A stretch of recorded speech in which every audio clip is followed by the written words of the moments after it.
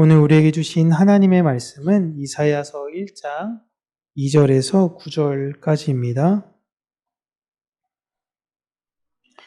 이사야서 1장 2절에서 9절까지 우리 함께 읽겠습니다. 하늘이여 들으라, 땅이여 귀를 기울이라. 여호와께서 말씀하시기를 내가 자식을 양육하였거늘 그들이 나를 거역하였도다. 소는 그 임자를 알고 나귀는 그 주인의 구유를 알건만은 이스라엘은 알지 못하고 나의 백성은 깨닫지 못하는도다 하셨도다. 슬프다 범죄한 나라요, 허물진 백성이요, 행악의 종자요, 행위가 부패한 자식이로다. 그들이 여호와를 버리며 이스라엘의 거룩하신 이를 만홀히 여겨 멀리하고 물러갔도다. 너희가 어찌하여 매를 더 맞으려고 패역을 거듭하느냐. 온 머리는 병들었고 온 마음은 피곤하였으며 발바닥에서 머리까지 성한 곳이 없이 상한 것과 터진 것과 새로 맞은 흔적뿐이거늘 그것을 짬이요 싸매며 기름으로 부드럽게 함을 받지 못하였도다. 너희의 땅은 황폐하였고 너희의 성읍들은 불에 탔고 너희의 토지는 너희 목전에서 이방인에게 삼켜졌으며 이방인에게 파괴됨 같이 황폐하였고 딸 시온은 포도원의 망대같이 참외밭의 원두막같이 에워싸인 성읍같이 겨우 남았도다.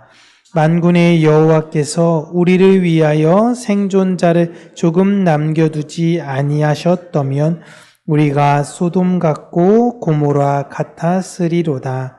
아멘.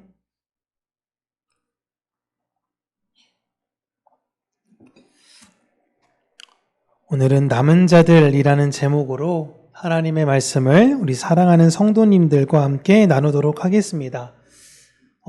이사야의 본격적인 하나님에 대한 마음을 전달하는 그 내용이 이제 나올 때에 그 내용을 전달하는 과정을 어떤 방식으로 여러분들에게 전달하는 게 좋은가? 오늘은 법정적 의미로 설명할 수도 있고 부모가 자녀를 바라보는 관점으로 설명할 수 있는데 법정적으로 제가 이렇게 설교를 준비하다 보니까 다소 내용이 너무 심하게 많이 무겁고 어려워서 오늘은 우리가 자녀를 양육한 경험이 있기에 물론 없는 청년도 두 청년이 있긴 하지만 자녀를 양육했던 그 시기를 돌아보며 우리 하나님 아버지의 마음을 한 번 더 우리가 곱씹어 봤으면 좋겠습니다. 오늘 본문 가만히 보시면 부모가 자녀를 이렇게 불러다가 자리에 앉혀서 아주 진지하게 부모의 마음을 자녀에게 전달하고 있는 것입니다. 그런데 먼저 그 부모가 자녀에게 말하는 것에 앞서 증인으로 소환하는 사람을 하늘과 땅이라고 나와 있죠.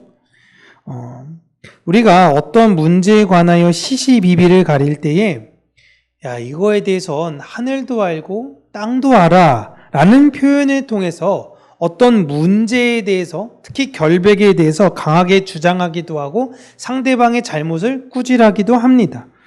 지금 하나님께서는 이스라엘 백성들을 향하여 부모로서 얘야 내가 하는 말이나 네가 하고 있는 그 행동은 하늘도 알고 땅도 아는 거야 라는 내용을 이야기하며 시작하고 있습니다. 즉 하나님께서는 이스라엘에게 너 스스로가 지금 너의 행동과 너의 마음에 대해서 진실되게 생각해 봐야 한다라고 질문하고 계시는 거예요. 그리고 하나님의 말씀이 시작이 되는데 나는 너를 그냥 단순하게 그냥 낳기만 했고 방임이나 방치한 것이 아니라 누구보다도 정성을 들여 양육했다라고 하십니다. 그런데 내가 그렇게 너를 힘써서 양육을 했는데 너는 왜 내 양육 방침에 따르지 않느냐라는 것이죠. 소나 나귀도 자기의 주인은 알아보고 자기가 거처할 할 그곳을 알아보는데 도대체 너는 짐승들도 하는데 왜 그러는 것이니? 라는 거예요. 모든 동물들은 여러분 자신의 주인을 다 압니다. 여러분 그래서 강아지도 여러분 주인 다 알죠? 그렇죠? 물론 이제 가끔씩 그러지 않는 강아지들도 있는 것 같아요. 그냥 뭐 도둑이 오든 누가 오든 그냥 막 환영하고 반가워하는 그런 강아지도 있긴 한데 일반적으로는 그러지 않죠. 모든 동물들은 자기네 주인을 압니다. 동물들이 여러분 어떤 법을 가지고 있어서 그 주인을 따르는 것이 아닙니다. 주인과 대화와 소통이 잘 돼가지고 그래도 이 주인은 좀 합리적이네, 내가 이 주인을 좀 따를만해 해서 주인이 그 동물을 따라가는, 동물이 그 주인을 따라가는 것이 아니에요. 동물들은 제사 드릴 줄도 모르고요, 절기가 무엇인지도 모릅니다. 그러나 그들은 자기를 먹이는 주인을 알아보고 그와의 관계에 충실해요.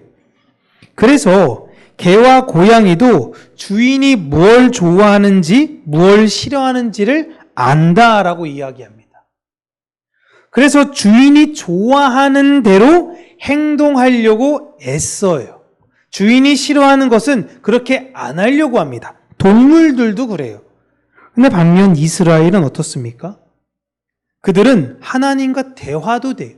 이게 무슨 말이냐면 그들에겐 하나님께서 주신 제사도 있고요, 절기도 있고요, 매일같이 율법도 낭독합니다. 그런데 부모이신 하나님의 뜻은 모른다라는 거예요. 짐승도 그 주인이 어떤지를 아는데 너희는 부모의 마음을 왜 모르는 거니? 라는 거예요. 법도 있고 규칙도 있고 말도 통하는데 도대체 왜 안 하느냐라는 거예요. 그렇다고 너희가 글을 몰라? 아니야, 내가 성경을 주었잖아. 어찌 보면 그들은 여러분 하나님을 모르는 것이 아니라 필요에 따라서만 하나님을 요구했던 것입니다. 그러니까 돈 필요하니까 부모 찾아가는 거고요, 내 문제 어려우니까 해결해 달라고 부모 찾아가는 거예요. 여러분 이게 2700년 전만의 사람들의 문제가 아니에요. 이사야 당시 때 사람들만의 문제가 아니라 모든 역사 속에 하나님을 믿는 사람들이 고민해야 하는 문제입니다. 우리 주변에도 여러분 이런 분들 너무나 많이 계시지 않나요? 그냥 평생 자기 마음대로 살다가 힘든 일이 있으면 그냥 부모한테 뭐 기대해 보려고 다가가는 사람들이 생각보다 많이 있잖아요. 하나님은 우리의 아버지이십니다. 우리가 그걸 고백하죠. 사도신경으로 고백을 하고요, 우리가 주기도문으로도 고백을 합니다. 그런데 우리는 그 아버지를 어떻게 대접하고 있느냐라는 겁니다. 그리고 나는 내 자녀에게 어떠한 부모로 대접을 받고 싶느냐라는 것을 질문하는 겁니다. 내가 부모로서 내 자녀에게 기대하는 그 기대가 있으면서 내가 아버지이신 하나님께는 어떤 행동을 하고 있느냐라는 것을 질문하며 너 스스로를 생각해 보아라 라는 것입니다. 하늘이 보고 있고 땅이 보고 있어. 그리고 너가 했던 행동을 하늘이 증인이고 땅이 증인이야 라는 겁니다. 하나님은 이스라엘을 4절에서 4단계 언어로 규정하십니다. 4절 보시면요, 범죄한 나라, 허물진 백성, 행악의 종자, 패역한 자식이라고 합니다. 여러분, 내 사랑하는 자녀를 이렇게까지 표현하는 부모의 마음은 어떨까요? 여러분 자녀를 이렇게 표현하실 수 있어요? 행악의 종자래요. 행악의 종자. 패역한 자식. 부모가 저렇게 이야기할 정도면 주변에서 볼 때 여러분 그 자녀는 어떤 모습일까요? 완전 구제불능이에요. 이 자녀가 함께 어울리는 아이들, 함께 어울리는 사람들도 뻔한 사람들입니다. 특별히 하나님은 이들이 그래도 자식이라고 더 큰 일을 당할까 봐 괴로워하십니다. 결국 그들의 모습을 보시면요, 6절에 나와 있는데 발바닥에서 머리까지 성한 곳이 없이 상한 것과 터진 것과 새로 맞은 흔적뿐이다 라는 거예요. 어디 나가서 뭘 하는지는 잘 모르겠는데 어디 나갔다만 오면 눈에 상처 나 있고 몸이 어떻게 돼 있고 계속 이래서 오는 거예요. 여러분 자녀가 밖에 나가서 막 어디서 이렇게 막 막 멍들고 막 피나고 이런 흔적으로 집에 들어오면 아유, 그래도 내 자식이 오늘은 하루 성실하고 열심히 일했네. 이런 생각이 드십니까? 아니면 얘는 도대체 무슨 일을 하고 다니는 거야? 라는 생각이 드십니까? 당연히 후자죠. 누가 그런 자녀의 모습, 싸매고 어디 터지고 이런 모습을 보면서 올바른 일을 한다고 생각할까요? 그 부모가 잡아놓고 그럽니다. 도대체 왜 그러는 거야? 좀 아픈데 약도 좀 바르고 병원도 좀 가. 그러는 거예요. 그러니까 자녀가 뭐라면 제가 알아서 할게요. 신경 쓰지 마세요. 자녀가 부모의 말도 듣지 않는 것입니다. 아주 드라마에서 자주 나오고 있는 아주 몹쓸 자식의 모습을 지금 이스라엘이 그대로 보여주고 있는 거예요. 근데 또 부모가 나름대로 돈이 있습니다. 돈이 있어가지고 자녀에게 이것저것 사업을 시켜보기도 하고 이것도 저것도 해보기도 하고 해요. 오늘 이렇게 나오는 게 뭡니까? 이 자녀에게 맡겼던 땅이며 건물들이 제대로 관리가 되는 게 하나도 없어요. 그러니까 보니까 이상한 놈들이랑만 어울리고 있는 거예요. 그런데 같이 어울리는 놈들에 대해서 이야기를 주변에서 들어보니까 딱 사기꾼이야. 딱 사기꾼인 겁니다. 그래서 부모가 계속 경고하는 거예요. 걔네들이랑 어울리지 마. 악인들이야. 어울리지 마. 라고 얘기해요. 근데 끝까지 그 자식이 누구 편을 드냐? 자기 친구 편을 드는 거예요. 뭘 하신다고 그러시는 거예요? 이러고 계속 부모를 무시하는 겁니다. 갑자기 김현정 선생님 지극히 병명제를 바라보는 거죠? 무슨 일 있나요? 깜짝 놀랐습니다. 순간 지극히 바라보시길래 이상한 친구들 만나지 마세요. 그렇게 될 때 너희들 결국에 어떻게 될 건가? 부모는 인생을 살아봤지 않니? 어떻게 되냐? 8절을 보시면요. 시온에 따른 포도원의 망대같이 원두박의 초막같이 이게 무슨 참외밭의 원두막같이 에워싸인 성읍같이 될 것이다 라는 거예요. 이게 무슨 말이냐면 그냥 이게 뭔 말이야 라는 게 아니라 너 혼자 있게 될 거야. 여러분 참외밭에 원두막 하나 딱 있듯이 그냥 벌판에 너 혼자 딱 있게 될 거야. 지금 그걸 이야기하는 거야. 뭐예요? 그 친구들이 너를 실컷 이용했다가 너 결국엔 버림받게 될 거야. 응? 이런 이야기를 합니다. 여러분 여기까지 봤던 사람의 자식의 모습이라면 이게 버려야 되는 거 아닙니까? 자식을. 누가 봐도 개선의 가능성이 없어 보여요. 여러분 근데 자녀가 이러면 어떡하실 거예요? 여러분 요즘 대한민국의 이혼율이 줄었다고 하는데 이게 재밌는 게 옛날에 막 그 슈퍼맨이 돌아왔다 막 이런 거 막 잘 나갈 때는 그 옛날에 집에 가면요 맨날 집안 싸웠대요. 저기 남편은 저렇게 하는데 당신은 도대체 뭐야? 그래서 막 비교하면서 해주고 갈라서 해주고 막 이혼했는데 요즘은 이혼 숙녀 캠프가 하도 많이 보니까 아유 다행이다. 그래도 내 남편은 저 정도까지는 아니네. 정말 다행이다. 그래 이 정도는 참고 살아야지. 막 이렇게 되잖아요. 금쪽 같은 내 새끼 보세요. 여러분 자녀가 이러면 여러분 걔네들은 어리기라도 하지. 이거 어떻게 할 겁니까? 가능성이 없어 보이잖아요. 그런데 하나님께서 놀라운 전환의 말씀을 하십니다. 9절에 만군의 여호와께서 우리를 위하여 조금 남겨두지 아니하셨더라면 우리가 소돔 같고 고모라 같았으리로다 라는 이야기를 하세요. 여러분 소돔과 고모라가 의인 몇 사람이 없어서 망했죠? 10명이에요. 10명. 10명.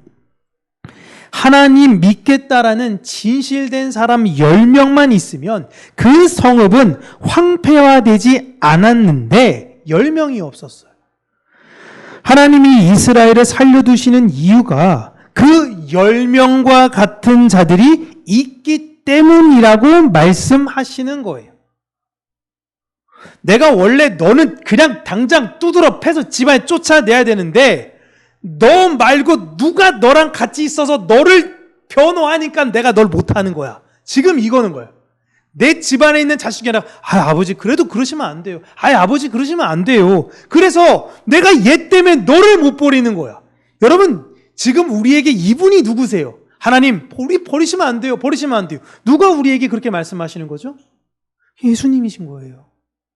여러분 스스로를 생각해 보시면 우리는 진작에 버려질 수 있는 그런 대상들이었던 것입니다. 이런 10명과 같은 자들이 있기 때문이라고 말씀하시고 그 남은 자들로 인해서 하나님은 이스라엘과 관계를 끊지 않으시겠다라는 거예요. 그렇다면 하나님께서 자녀인 나를 버리시지 않는 이유가 무엇이냐면 바로 내 안에 예수 그리스도께서 계시기 때문이에요. 또 내 안에 성령께서 계시기 때문이에요. 그래서 이걸 정확히 꿰뚫어 본 사도 바울이 뭐라 그럽니까? 성령이 로마서 8장에 말할 수 없는 탄식으로 우리를 위하여 하나님께 친히 간구하신다라는 이야기예요. 우리는 하나님의 뜻을 거스려 내 마음대로 살아가지만 우리 안에 계신 예수 그리스도와 우리 안에 계신 성령님이 하나님을 향해 신원하시기 때문에 그 남은 내 그 마음으로 인하여 하나님께서 우리를 붙들고 가신다라는 것을 말씀하시는 거예요. 원래로라면 버려져야 할 이스라엘 자녀들이 하나님을 신실하게 믿는 남은 자녀들로 인하여 하나님의 긍휼을 함께 누리는 것을 지금 이야기하고 있어요. 그런데 여러분 굉장히 중요한 게 이 내용에 대한 해석입니다. 과거에도 그렇고 지금도 그럴 수도 있는데요. 다락방이라는 단체가 있죠. 우리가 이단으로 규정한 건데 그분들이 이런 남은 자 사상을 잘못 해석해서요. 우리 다락방 교회가 신실했기 때문에 이 한국 교회가 다 타락했는데 하나님께서 남은 우리 교회를 보고 대한민국의 교회를 멸하시지 않고 붙들고 가고 있다라고 주장했어요. 그래서 여러분들 그런 잘못된 교회에서 신앙생활 하지 마시고 우리 교회를 와서 구원의 참된 기쁨을 누리셔야 합니다라는 걸 강조했고 굉장히 많은 사람들이 이쪽으로 유입이 됐었어요. 저는 이들이 자신들의 교회를 사랑하고 자기 자신의 교회에 대한 자부심이 있는 그 마음은 이해할 수 있습니다. 그러나 이건 사실 그런 내용이 아니에요. 그렇게 사실 여러분 그렇게 해석하는 게 더 편합니다. 성도에게 자부심 줄 수 있잖아요. 우리 평강교회가 그래도 신실하게 가기 때문에 하나님이 인천 붙들고 가십니다. 이야기할 때 자부심 있지 않습니까? 그래 우리 교회 때문에 너희들이 덕보는 거지 이렇게 얘기하면서 그러나 이 내용은요. 모두가 절망스러운 그 상황 속에서도요. 하나님께서는 하나님의 언약을 이어가신다라는 것을 말씀하시는 거예요. 아주 소수의 사람들이 우리는 하나님을 우리가 선택했어요 라는 것이 아니라 아주 어두운 상황 속에서도 그분의 언약을 그분의 백성들을 통해 이어가신다라는 하나님의 성실하심과 신실하심을 이야기하는 거예요. 하나님이 하나님의 마음을 어떠한 때이든지 최소한의 남은 자들에게도 그 마음을 주어 그곳에 언약이 계속 이어가게끔 만드시는 거예요. 여러분 이건 인간의 가능성을 절대 이야기하는 것이 아닙니다. 하나님의 구원은 메시아가 다시 오시기까지 절대 끊어지지 않아요. 교회를 아무리 핍박한다고 세상에서 다 부수고 교회가 타락의 끝을 간다고 해도요. 여러분 하나님께서 그 남겨진 사람들을 통하여 하나님의 언약을 이루어 가시는 거예요. 많은 수의 사람들이 하나님을 찬양하는 시기가 있습니다. 이걸 우리는 부흥이라고 그러죠. 이런 시기가 있고요. 소수의 사람들만 하나님을 신뢰하는 시기가 있어요. 다윗의 시기가 있다면 아합의 시기가 있어요. 그런데 하나님께서 아합의 시기 때 다 없앨 것 같았는데 바알에 무릎 꿇지 않는 7천을 남겨두신다라는 겁니다. 그래서 하나님의 언약이 끊어지지 않게 이어가게 하세요. 이스라엘이 다 망했는데요. 유다가 다 망했는데요. 바벨론에 가서 거기서 다시금 하나님의 백성들을 다시금 끌고 오시는 거예요. 사람의 많고 적음에 따라 하나님의 언약이 이어지는 것이 아니라 하나님의 언약은 시작과 끝이요 알파요 오메가이신 하나님께서 처음부터 끝까지 이끌고 가신다. 하나님께서 하나님의 사랑을 반드시 이어가신다라는 것을 이사야를 통해 말씀해 주시는데 문제는 이 내용을 듣고도 완악한 자식들은 그래도 형이 있으니까 형이 좀 얘기 좀 해줘 아빠한테. 그래서 형이 계속 얘기하니까 그래도 형이랑 잘 사세요. 저는 그냥 제 마음대로 살게요. 이런 태도로 보이는 거예요. 아버지가 어떤 마음인가요? 너도 제발 좀 형 좀 본받아. 이렇게 좀 해. 라고 하는데 맨날 형만 사랑하고 맨날 형만 그렇고 나는 맨날 이렇고 나 더 삐뚤어질 거야. 더 이렇게 나아가는 거예요. 부모의 마음이 여러분 어떻습니까? 뒤집어지는 거죠. 스스로 곱씹지 않습니까? 혹시 내가 차별을 했나? 이 말을 지금 하나님께서 빗대서 야, 네가 부모라면 너 그럴 수 있어? 라는 걸 질문하시는 거예요. 너 만약에 말 지질이 안 듣는 자식이 하나 있다? 그러면 그 자식 버리고 말 잘 듣는 자식만 데리고 갈 수 있어? 물어보는 거예요. 절대 그럴 수 없거든요. 응? 근데 내가 너를 어떻게 버리고 가냐라는 거예요. 내가 너희를. 응? 신실하게 내 말을 따르는 이도 내 자식이고 말 지질이 않는 이도 내 자식이라는 거예요. 하나님께서 지금 이사야를 통해서 말씀하시는 건 뭐냐면 너도 부모잖아. 부모로서 부모인 내 마음을 왜 모르니? 라는 거예요. 그런데 몰라줘요. 참 몰라줘요. 우리는 살다 보면 아주 가끔 하나님 뜻에 순종하고 사실 대부분은 내 마음대로 살아가죠. 여러분, 우리가 인생 살면서 하나님의 뜻대로 90% 살고 내 뜻대로 10%, 누가 어떻게 이렇게 삽니까? 내 뜻 90%, 99% 어쩌다 하나님의 뜻 한번 순종하고 살아가는 게 우리의 연약한 모습이에요. 하나님을 믿는다고 하면서도요, 어찌 보면 애완동물이 주인을 사랑하는 것에 반에 반도 못할 때가 많죠. 내 동물은 나만 보면 막 꼬리를 막 흔들고 어쩔 줄 모르는데 나는 성경책만 피면 왜 그렇게 피곤한지, 주님과 만나는 거 찬양은 잘 모르겠는데 이상하게 유행가만 들으면 눈물이 막 흐르고 나는 왜 그러는 건지. 그렇다고 여러분 보시면요, 이스라엘 사람들도 그렇고 이 시대의 교회의 모든 성도들도 하나님의 뜻을 모르는 것이 아닙니다. 우리는 비록 이렇게 연약하여 불성실하지만 하나님께서 이스라엘 백성에게 남은 자를 주심과 같이 우리 안에 예수 그리스도라는 그 남은 마음을 주셨어요. 우리가 살다 보면 여러분, 망대와 초막, 그 원두막 같이 외로워질 시기가 옵니다. 친구들도 떠나고요, 내 인생이 허무하고 황폐하게 느껴질 때가 와요. 그때 그 남은 마음을 하나님께서 생각나게 하실 거예요. 우리는 그 마음을 붙잡고 아버지에게로 가면 되는 겁니다. 그가 누구예요? 신약 성경 예수님께서 비유하시는 게 탕자잖아요. 탕자. 그 남은 마음. 그래, 아버지께로 돌아가자.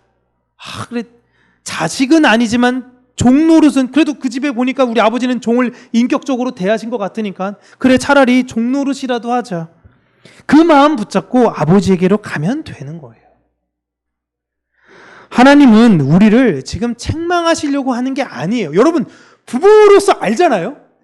너 잘 걸렸어. 죽어봐. 하면 시계 풀고 오늘 몽둥이 갖고 와. 오늘 잘 걸렸어. 너 한번 죽어보자. 이렇게 때릴 때 부모의 그 마음이 뭐예요? 죽이려는 마음입니까? 아니잖아요. 그만큼 얘가 아주 큰일을 잘못 저질렀으니까 혼을 내서라도 돌이키려는 거잖아요. 하나님은 우리를 책망하시려는 것이 아니라 회복시키시려는 거예요. 회복시키시려는 거예요. 그렇게 하나님 없는 내 안에 남은 마음을 제발 잘 기경해. 네 안에 묵어버린 그 땅을 잘 갖고 그렇게 경작해서 그 마음을 어떻게 해야 돼? 30배, 60배, 100배의 결실을 맺어. 네가 예수 그리스도라는 그 밭을 잘 가꾸고 그 안에 네가 잘 되면 반드시 그 결실은 맺힌다. 그렇게 저와 여러분 마음 안에 나에 대한 것들은 점점 사라지고 성령 안에서 예수 그리스도라는 열매가 충만하여지시기를 주님의 이름으로 축복합니다. 기도하겠습니다. 참 좋으신 하나님 아버지, 부모로서 먼저 우리가 하나님 아버지의 마음을 알지 못하고 자녀로서의 마음으로만 하나님께 대했던 우리의 연약함을 하나님 불쌍히 여기시고 우리가 패역하여 하나님의 뜻을 거스릴 때에 우리의 아버지이신 하나님의 마음이 얼마나 아프셨을까, 얼마나 괴로우셨을까라는 걸 생각하며 다시금 신실하게 내 부모를 공경하고 내 아버지를 사랑하는 우리 평강교회 모든 성도님들이 되게 하여 주시기를 간절히 원합니다. 하나님의 그 긍휼로 말미암아 우리 안에 예수 그리스도의 그 마음을 주심으로 우리가 끊어지지 않고 하나님과 영원한 언약의 교제를 하게 해주심에 감사드립니다. 하나님의 그 언약을 잘 붙들고 믿음으로 아버지의 뜻을 온전히 알아 살아가는 자가 되게 하여 주시고 하나님의 뜻을 우리 내 마음에 거울 삼아 다른 이들 동안 은혜와 사랑으로 잘 이끌고 가는 자가 될 수 있도록 은혜 더하여 주시옵소서. 예수님 이름으로 기도합니다. 아멘.